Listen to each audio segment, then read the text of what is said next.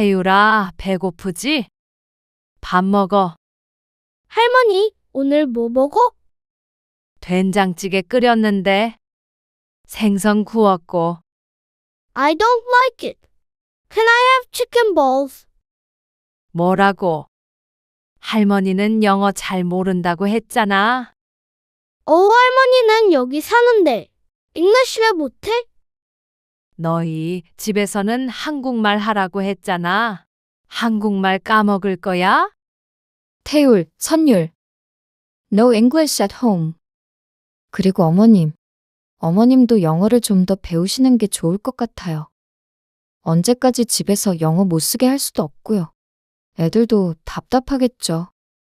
오늘 이야기 속 주인공은 66세 선영옥 씨입니다. 그리고 그녀의 아들과 며느리에 관한 이야기이죠.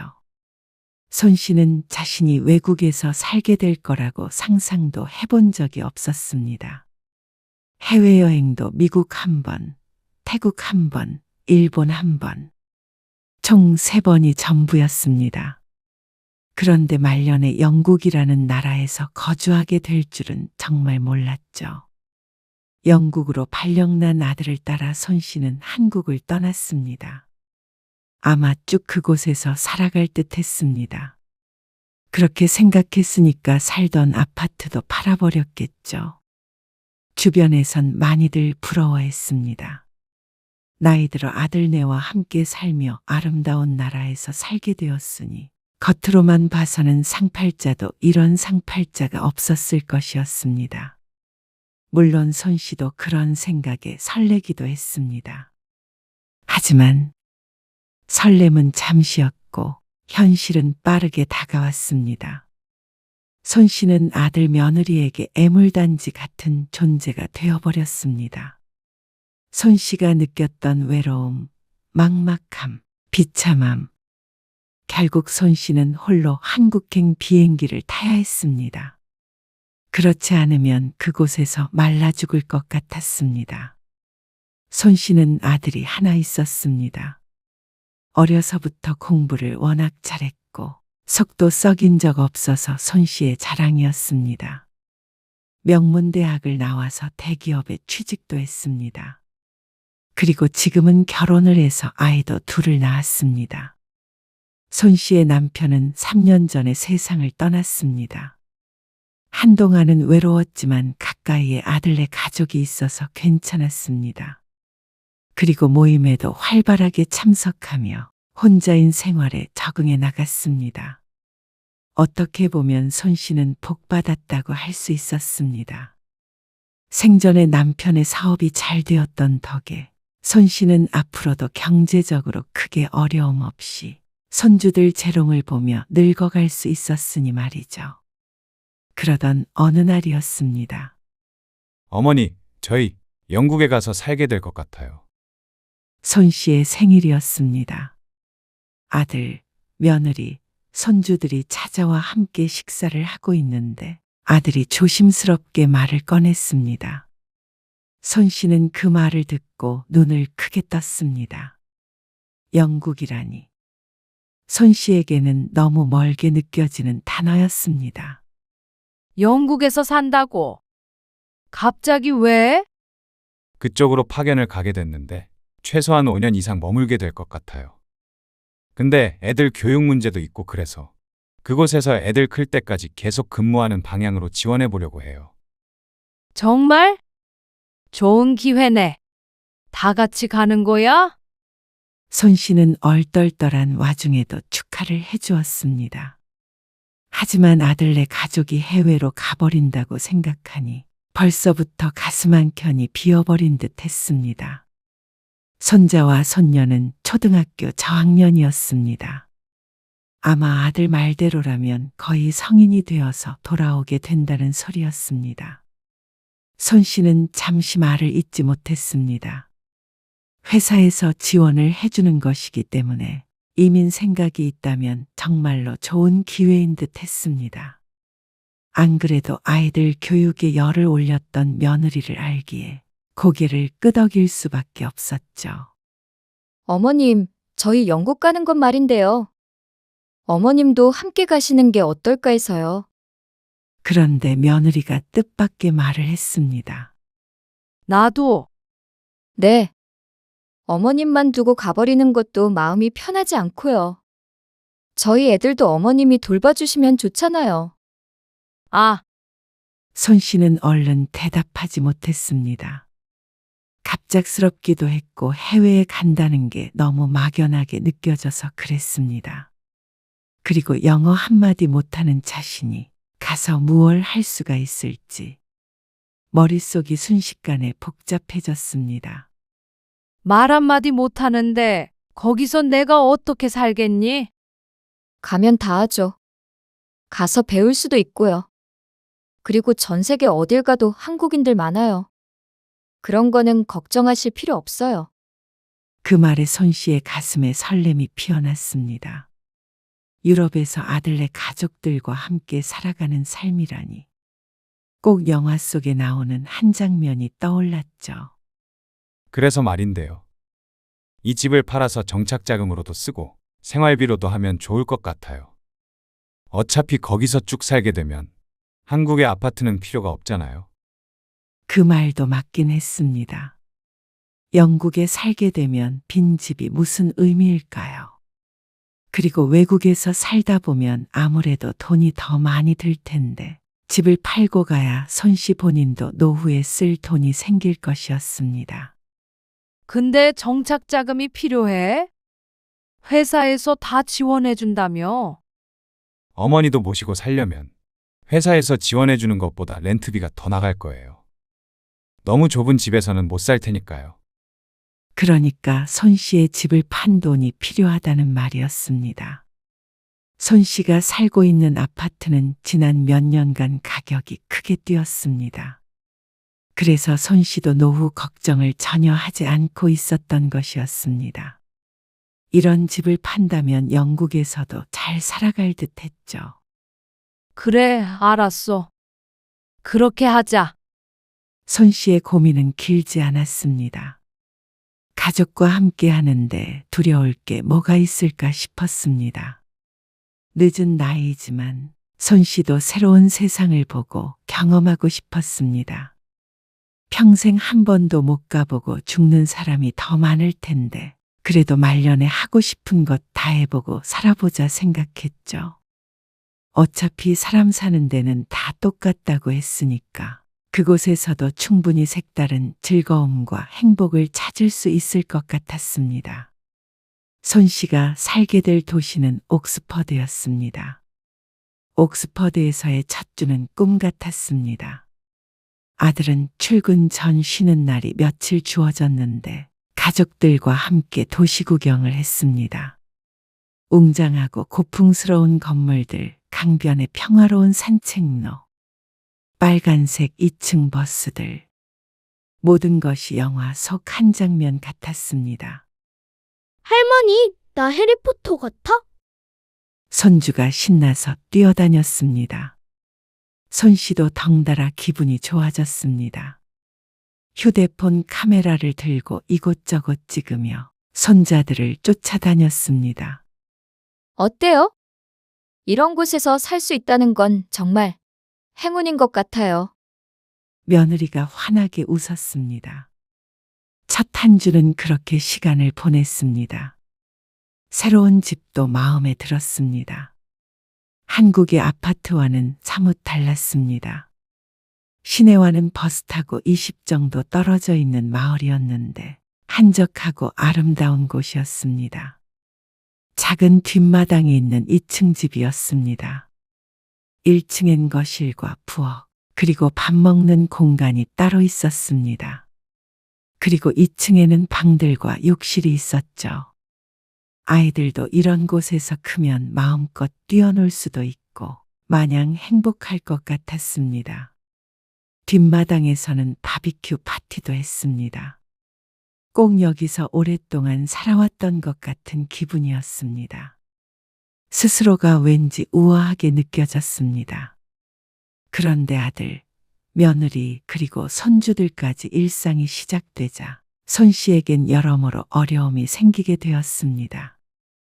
아들네랑 다닐 때는 몰랐지만 혼자가 되니 손 씨는 혼자서는 할 수 있는 게 아무것도 없다는 사실을 깨닫게 되었습니다.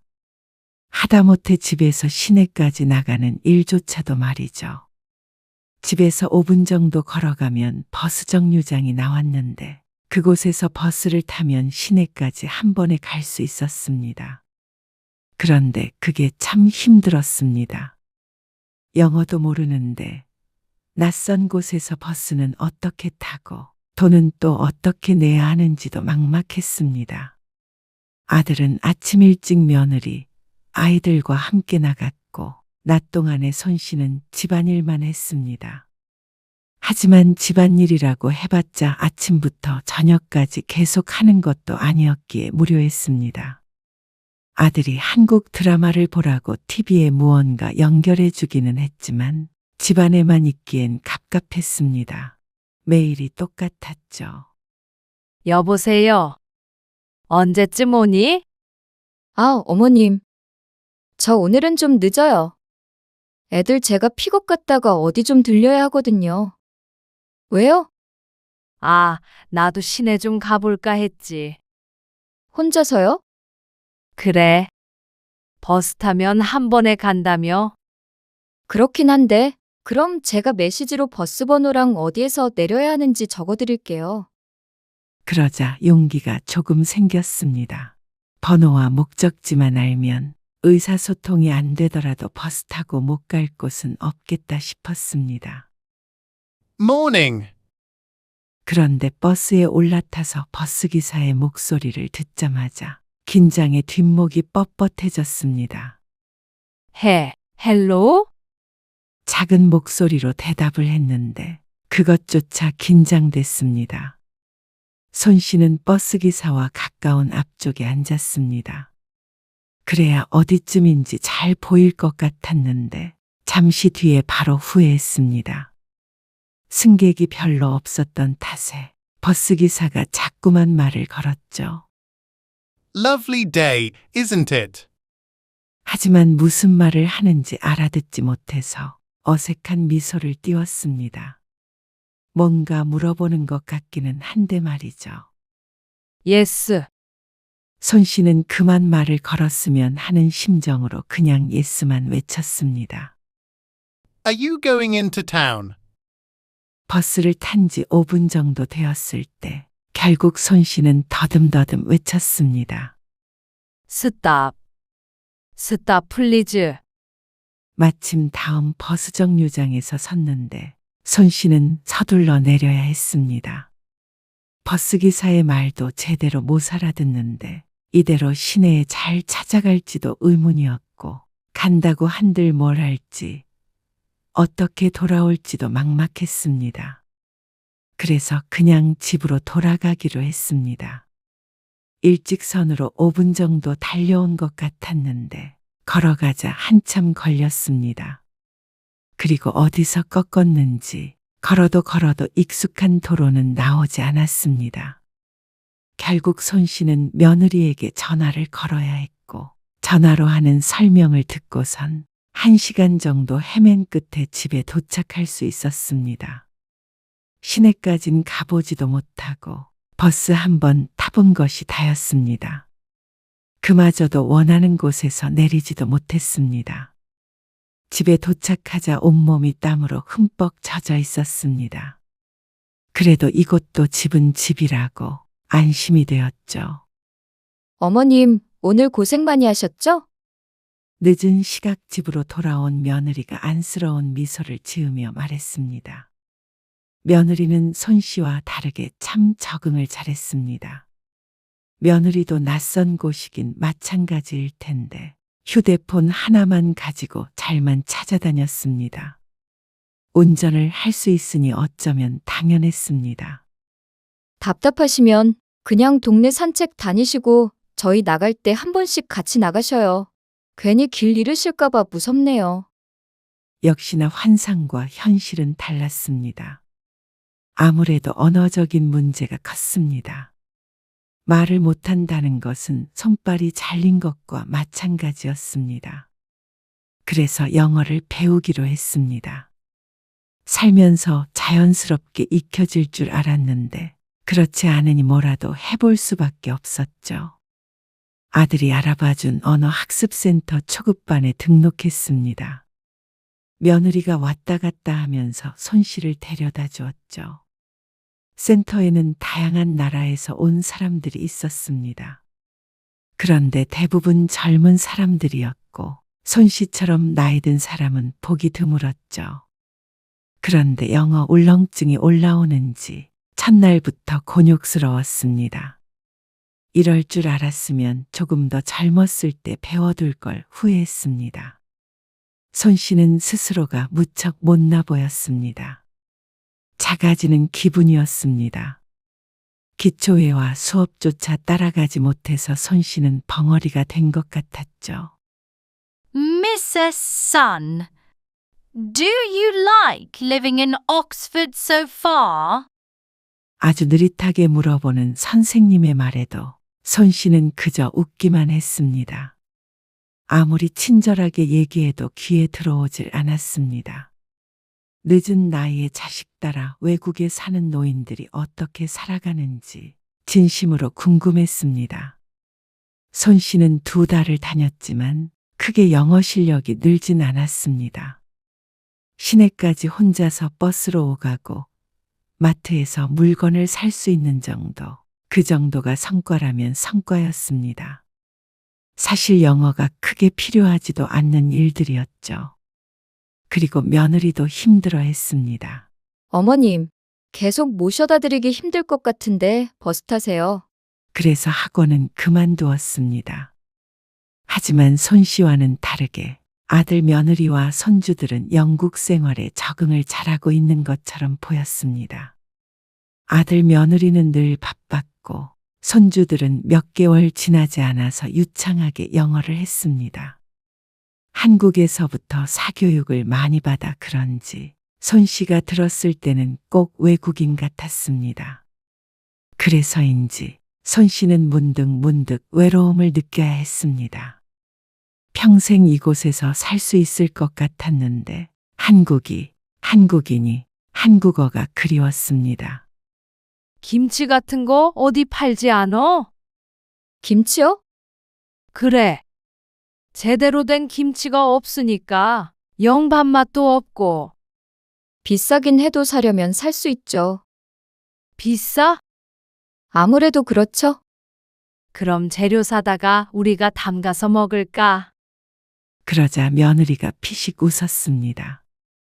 뭘 그렇게까지 해서 먹어요? 가족들 중에서 김치를 좋아하는 건 손 씨뿐이었습니다. 시내에 있는 오리엔탈 샵에 조그만 김치를 팔긴 했지만 제대로 된 김치는 아니었습니다. 결국 며느리의 도움 없이 손 씨가 재료를 사다가 김치를 담갔습니다. 모든 재료를 다 산 게 아니라 완전히 같은 맛은 아니었어도 얼추 비슷했죠.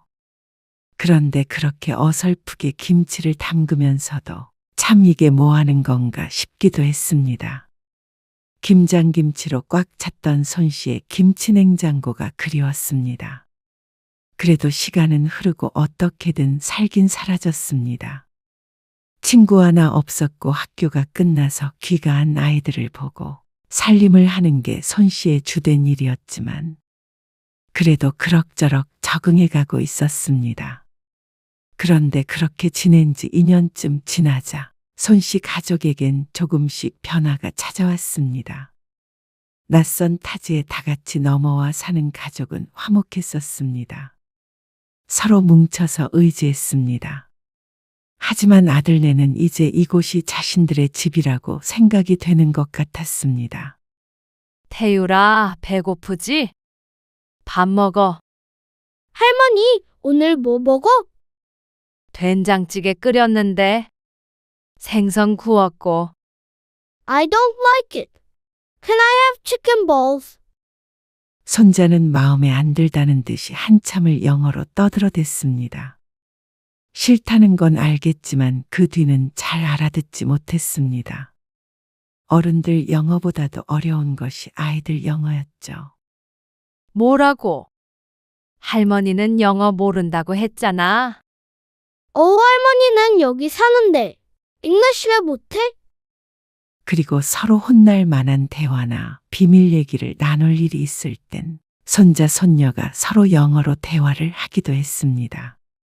너희 집에서는 한국말 하라고 했잖아. 한국말 까먹어. 이런 일이 여러 번 반복되자 손 씨가 부드럽게 손주들에게 이야기를 했습니다. 아무리 아이들이라도 기분이 좋지 않았습니다. 태율, 선율. No English at home. 며느리의 말에 불만스러운 표정으로 손주들이 고개를 끄덕였습니다. 손 씨도 마음이 편하지 않았는데 거기에다가 대고 며느리가 말했습니다. 어머님도 영어를 좀 더 배우시는 게 좋을 것 같아요. 언제까지 집에서 영어 못 쓰게 할 수도 없고요. 애들도 답답하겠죠. 아이들은 정말 빠르게 영어가 유창해졌습니다. 아직 어린 나이이기에 뭐든 흡수했지만 손 씨는 아니었습니다. 안 그래도 또다시 영어를 배워보려고 이것저것 시도하고 있지만 60이 넘은 나이에 그게 쉬울까요? 그래도 2년간 살아서 그런지 훨씬 나아졌어도 여전히 부족했습니다. 어머님, 오늘 저 늦어요. 그래? 네. 저녁은 애들이랑 같이 드세요. 애들 아빠도 늦는데요. 그래. 며느리가 집을 나서며 말했습니다. 아이들도 오후 늦게가 되어서야 집에 오기 때문에 또 종일 손 씨는 혼자 있어야 했습니다. 손 씨는 저녁 시간만이라도 아이들과 함께 시간을 보내고 싶었지만 손주들은 자신들만의 세상에 빠져 있었습니다. 종일 조그만한 화면을 들여다보면서 깔깔거리는데 손 씨는 같은 공간에 있지만 같이 있는 기분이 들지 않았습니다.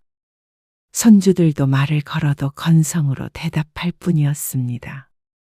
그리고 저녁 늦게 돌아온 며느리의 손에는 쇼핑백이 가득했습니다. 옷, 화장품, 구두. 백화점 다녀왔니? 안내. 런던 갔다 왔어요. 며느리는 참 팔자가 좋아 보였습니다.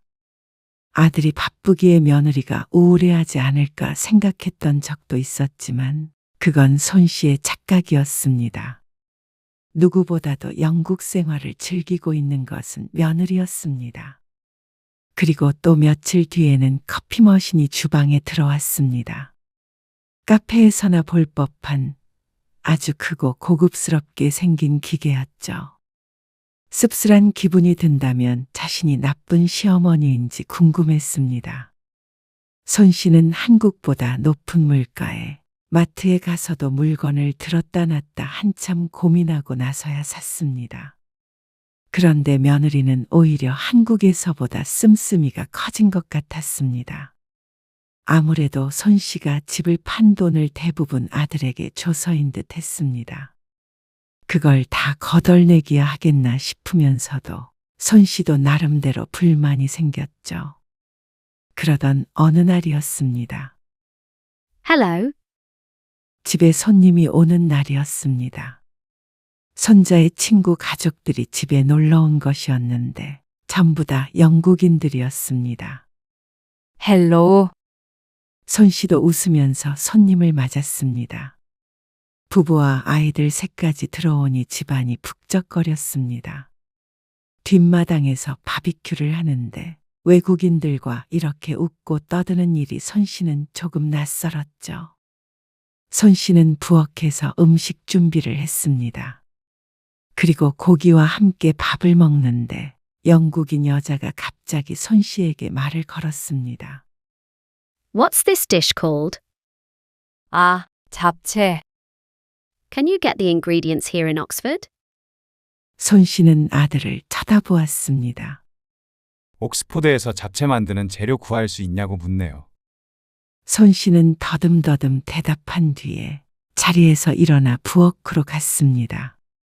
더는 요리할 것이 없는데 말이죠. 그리고 그날 저녁 며느리가 아들에게 하는 소리를 듣게 되었습니다. 다음부터는 어머님 계실 때는 손님 초대하면 안 될 것 같아. 분위기가 꼭 찬물을 끼얹은 것 같이. 아직 영어 잘 못하시니까. 그러니까. 그것도 좀 문제긴 하잖아. 오신 지 얼마나 됐는데 노력을 하셔야지. 한숨을 쉬는 며느리의 말이 손 씨에게 와서 가슴에 박혔습니다. 며느리도 손 씨가 노력을 하고 있다는 걸 뻔히 알았습니다. 틈만 나면 영어책을 펼쳐서 읽었고 1년 전부터는 한국 드라마는 보지 않았습니다. 무슨 말인지 몰라 재미도 없는 영국 드라마나 TV 프로그램만 주구장창 틀어놔서 자다가도 영어가 들릴 지경이었습니다. 그 뒤부터는 아들네 손님과 손 씨가 마주치는 일은 없었습니다. 대신에 외출이 잦아졌습니다. 아들이나 며느리, 손주들과 함께하는 시간은 날이 갈수록 줄었고 손 씨는 점점 고립되어 가는 걸 느꼈습니다. 손 씨 혼자만 이곳에서 적응을 못하는 부적응자가 된 것 같은 기분이었습니다. 그래도 그렇게 우울해하고만 있을 수는 없었습니다. 이대로 쭉 살아야 할 텐데 말이죠. 그래서 손 씨는 외로움을 달래기 위해서 한인교회를 찾아갔습니다. 버스를 2번 갈아타고 한참을 가야 했지만 그래도 속 시원하게 한국어로 떠들 수가 있어서 좋았습니다. 어머님은 어떻게 오셨어요? 아들 따라왔어요. 아이고, 그러면 교회 다니셔야죠. 마음 의지할 때가 필요하잖아요. 네, 맞아요. 예배 후에 서로 대화를 나누는데 대부분 자녀 교육을 위해 온 주재원 가족들이거나 유학생들이었습니다. 손 씨와 비슷한 처지도 몇 있었는데 이미 서로 오래된 사람들이라 무척 친해 보였습니다. 또 오세요. 사람들은 친절했지만 손 씨는 가면 갈수록 겉도는 느낌이 들었습니다. 어쩌면 당연했습니다. 한국 사람이 그리워서 간 것이었지. 손 씨는 원래 교회를 다니는 사람이 아니었으니 말이죠. 그렇게 1달 반 정도 다니다가 결국 교회도 그만 나가게 되었습니다. 친목만을 목적으로 신앙생활을 하는 것은 불가능하다는 걸 깨닫게 되었죠. 이쯤 되니 손 씨도 이런 생각이 들었습니다. 나는 어디에도 속하지 못하는구나.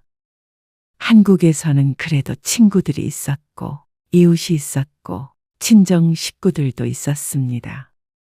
여기엔 오로지 아들네 가족밖에 없는데 아들네가 손 씨에게 무관심하니까 손 씨에겐 결국 아무도 없었습니다. 그리고 큰 손주는 한국 나이로 12살이 되었습니다. 9살에 왔으니 벌써 3년이었습니다. 태율이 생일 파티 할 건데 음식은 제가 목록을 써드릴 테니까 어머님이 해주실 수 있으세요? 한국 음식도 준비한다며 그걸 손 씨에게 맡기는 며느리. 손 씨는 어느새 아들네 가정부 같은 것이 된 기분이었습니다. 꼭 이번 일뿐만이 아니라 모든 살림을 손 씨에게 맡기고 아이들을 떠넘기는 행동들이 이제는 너무나도 자연스러웠죠. I like 잡채? 손주의 말에 손 씨는 한숨을 내쉬었습니다. 결국엔 자신이 할 일이었습니다. 뒷마당에서 손자의 생일 파티가 열렸습니다. 한국에서 친구들 몇 명을 초대해서 케이크를 자르는 그런 조촐한 파티가 아니라 손 씨의 기준에선 정말 성대했습니다. 몇 명을 초대한지 몰랐습니다. 과장을 보태자면 동네 사람들이 전부 다 몰려온 것 같았습니다. 외국 드라마에서나 볼 법한 모습이었고 무척 호화스러웠습니다. 그리고 손 씨는 며느리가 손자의 파티에 돈을 얼마나 썼는지 알고 있었죠. 이게 다 얼마야? 며느리는 꼭 로또라도 당첨된 것처럼 굴었습니다. 좋은 옷에 좋은 가방을 들고 다니며 좋은 차를 타고 다녔습니다. 누가 보아도 돈이 꽤나 있어 보이는 사모님 같았습니다. 그리고 그렇게 된 데에는 손 씨는 거기까지 생각하고 고개를 저었습니다. 자꾸만 아들이나 며느리를 원망하게 되는 것은 좋지 않았죠. 손 씨는 부엌에서 음식을 내가고 빈 접시를 치우고 설거지를 했습니다. 아이들은 정원에서 뛰어놀고 어른들은 와인을 마시며 담소를 나눴습니다. 구석에 있는 손 씨에게는 아무도 신경 쓰지 않았습니다. 손주가 촛불을 불 때 가족 사진을 찍었는데 손 씨가 근처에 서 있었지만 행복해 보이는 아들네 가족 사이에 손 씨가 들어갈 자리는 없었습니다. 물론 정신없는 와중에 손 씨까지 챙기지 못해서 깜빡한 것 같았지만 손 씨는 그게 이 가족에서 자신의 위치인 것 같아서 씁쓸했습니다. 파티가 끝난 후 손 씨는 아들 내외와 함께 뒷정리를 했습니다. 거실은 엉망이었고 부엌에는 치울 게 더 많았습니다. 아주 늦은 시간이 되어서야 모든 정리가 끝났죠. 씻고 방에 들어가 누워있다가 식기세척기 버튼을 제대로 눌렀나 헷갈려서 방문을 열고 나왔습니다. 모두들 잠든 것 같아서 살금살금 계단을 내려가려는데 살짝 열린 아들네 방문 틈 사이로 어떤 목소리가 들렸습니다. 솔직히 너무 불편하고 힘들어. 우리 넷이 살 때가 좋았어. 알지, 당신 고생 많은 거. 나도 알아. 어머니도 한국에서 지내시는 게 훨씬 좋긴 할 텐데. 근데 그렇게 할 수가 없잖아. 현실이. 그렇지. 어머니 집도 팔고 오신 건데. 만약 한국으로 돌아가신다면 그 돈 다 돌려달라고 하실까? 다는 아니더라도 서울에 아파트 마련할 돈은 있어야 어머니도 살 수가 있으시겠지. 뭐? 그만한 돈을 돌려드리면 우린 여기서 어떻게 살아? 이사도 가기로 했잖아. 애들도 커가는데. 가야지, 이사. 그러니까 당신도 조금 불편해도 이해해줘. 돈 때문에 이게 참 서로 힘드네. 둘의 대화를 듣고는 손 씨는 1층으로 내려가지 않고 다시 조용히 방으로 돌아왔습니다.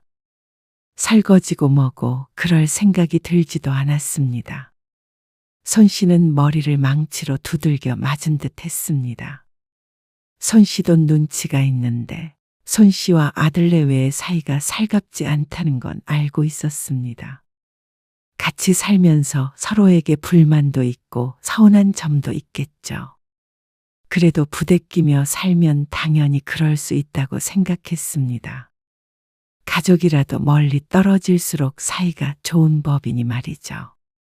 그런데 돈 때문에 어쩔 수 없이 같이 살고 있다는 식의 말은 손 씨에게 큰 상처였습니다.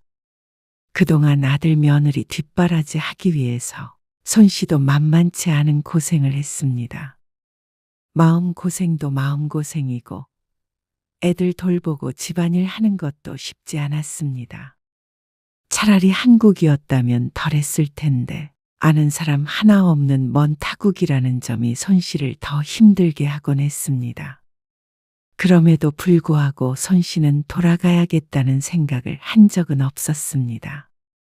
아들네와 같이 못 살겠다고 생각한 적은 더더욱 없었죠. 더 눈치 보고 더 도움을 주기 위해서 노력했습니다. 그래야지 서로 조화롭게 오랫동안 살 수 있을 거라고 생각했습니다. 하지만 너무 불편하고 힘들 정도라니.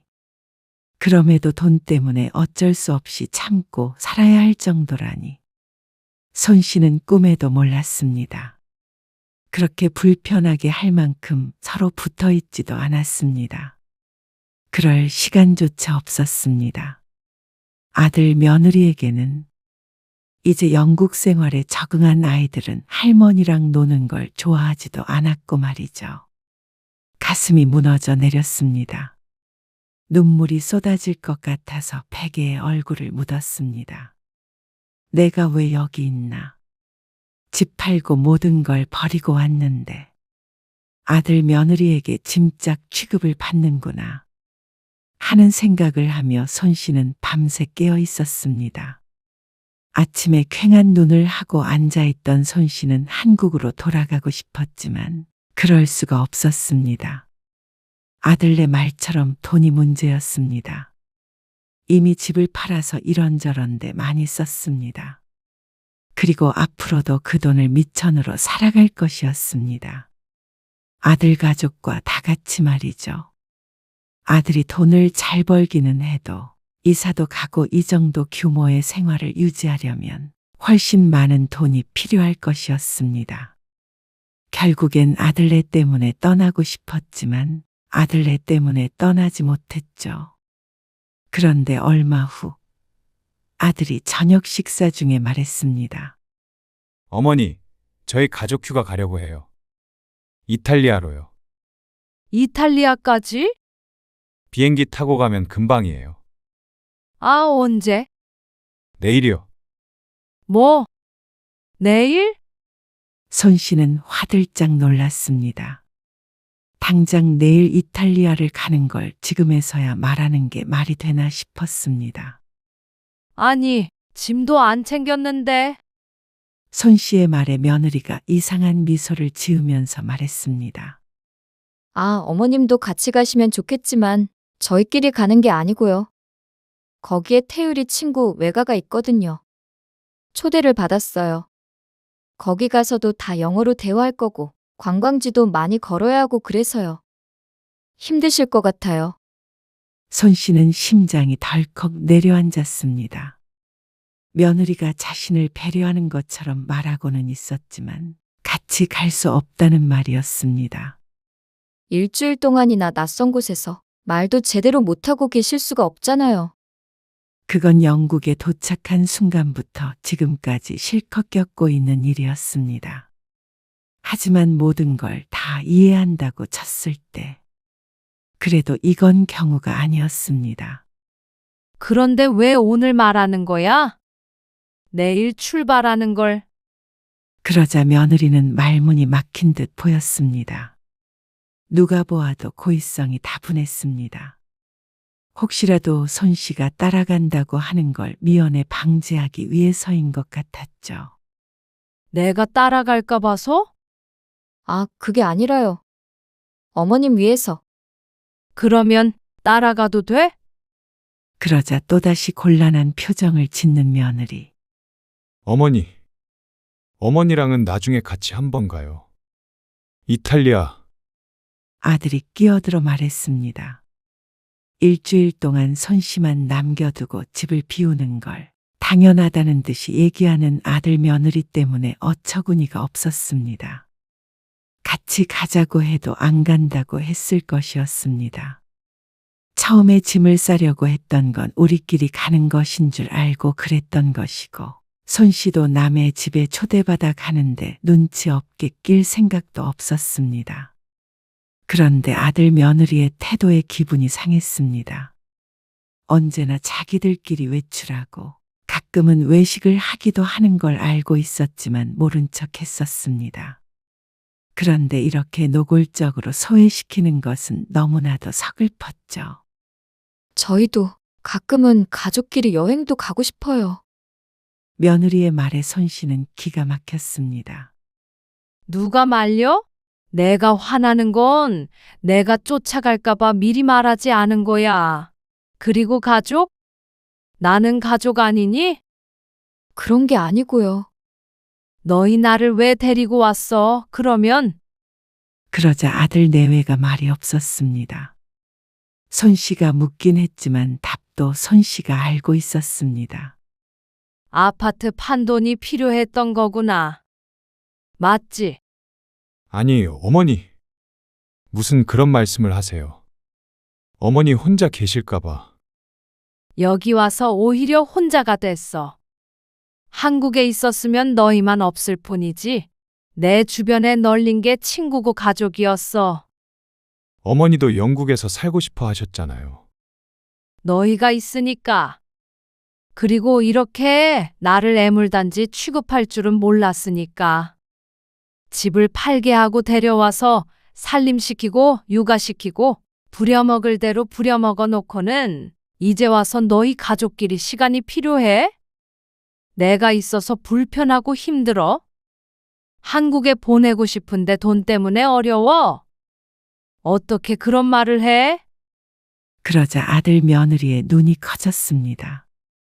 지난날에 나눴던 대화를 손 씨가 들었다는 걸 이제야 깨달은 것이었죠. 이럴 거면 나도 한국 가고 싶다. 어머님, 저희가 언제 부려먹었어요. 저희가 오히려 어머님 모시고 산 거죠. 내 돈으로 살면서 뭘 모셔? 아니, 꼭 돈이 문제가 아니고요. 기가 막히네. 오히려 내가 너희 가족 모시고 살았다. 그러는 동안 넌 뭐 했니? 쇼핑? 옆에 있던 며느리의 핸드백을 툭 치며 말하자 며느리가 화들짝 놀랐습니다. 손 씨도 더 이상은 이렇게 살고 싶지 않았습니다. 아들 며느리의 우아한 해외 생활의 들러리처럼 믿고 싶지 않았습니다. 손 씨도 손 씨의 삶을 되찾고 싶었습니다. 그럼 내 돈 돌려다오. 그러자 며느리가 경악스러운 표정을 지었죠. 그 돈을 들이면 저희는요? 내가 없어도 너희는 여기 왔을 거잖아. 그리고 회사에서 집도 마련해 주잖냐? 그러면 이 집보다 훨씬 작은 집으로 가야 해요. 맞다. 너희 더 큰 집으로 이사할 계획이었지? 내 돈으로? 어머니, 모든 걸 제자리로 돌려놔야겠다. 나는 한국행 비행기 끊을 테니까 일단 남은 돈 다 입금해. 진정 좀 하세요.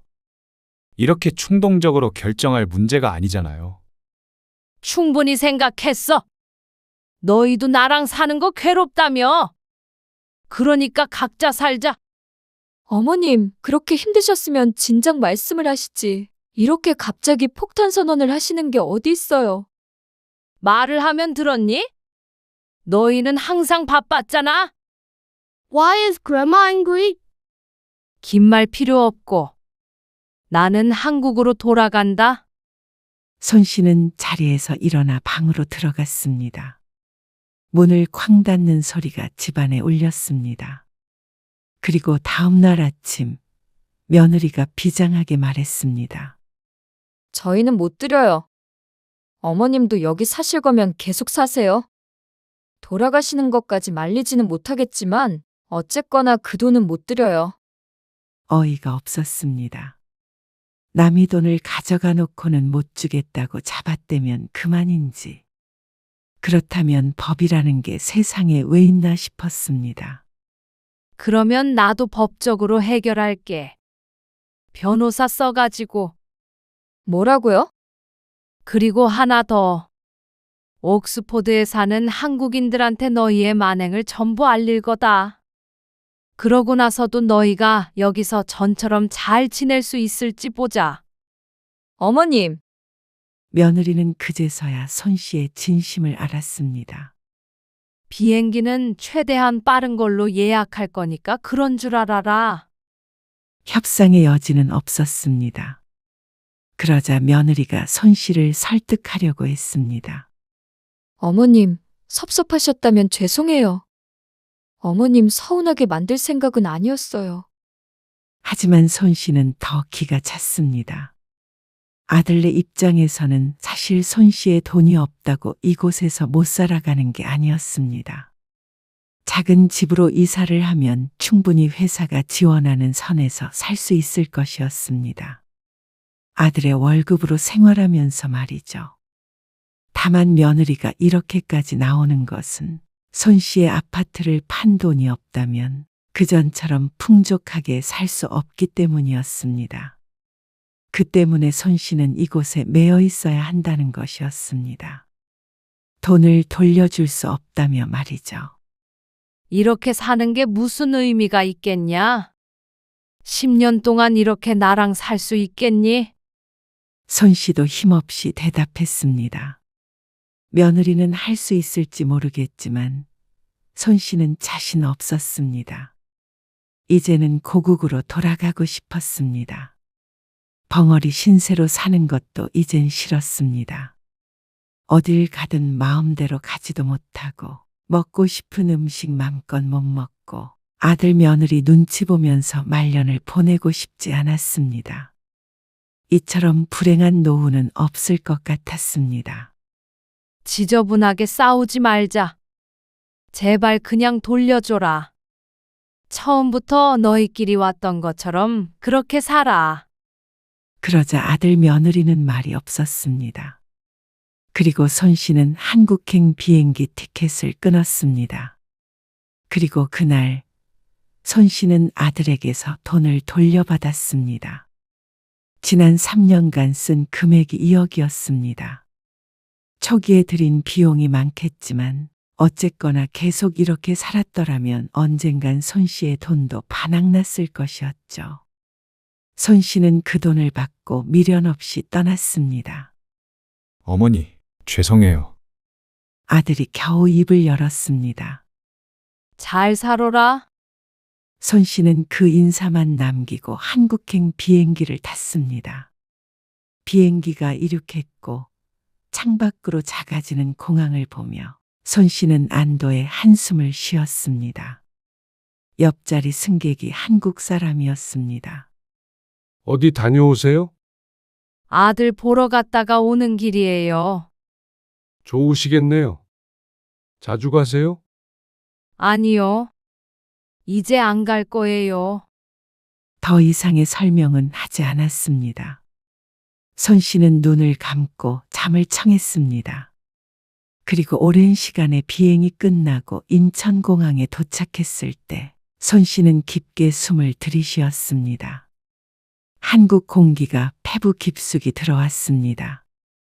공항버스를 타고 살던 동네로 들어왔습니다. 낯익은 거리, 한글 간판, 사람들의 한국말. 모든 것이 반가웠습니다. 숙소를 구해서 며칠 머물며 손 씨는 살 집을 새로 구했습니다.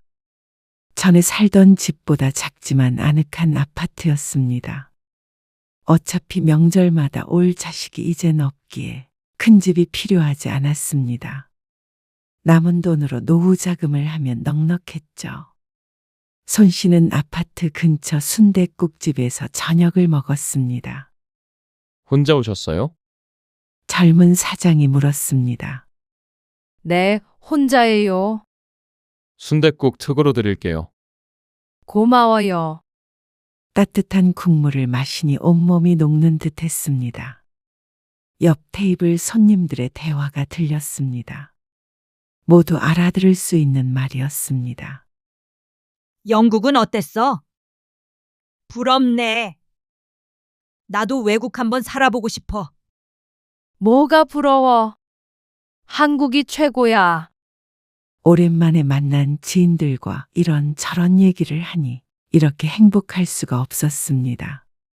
아직도 아들만 생각하면 가슴이 먹먹했지만 그래도 이제야 좀 사람 사는 것 같은 기분이 들었죠. 어느 날 저녁, 손 씨는 새 아파트 베란다에서 노을을 바라보았습니다. 베란다에 작은 화분들을 놓고 상추와 고추를 키우기 시작했습니다.